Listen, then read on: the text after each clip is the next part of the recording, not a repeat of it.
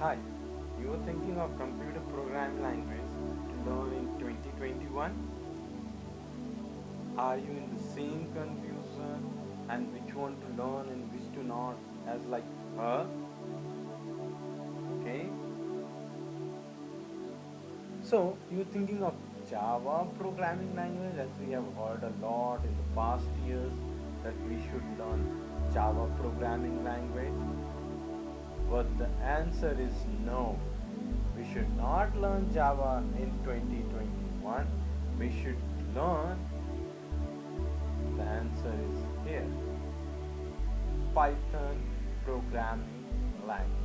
Because with Python programming language, you can learn lots of things and you can do lots of numbers. So, getting excited for the Python to learn it. Thank you.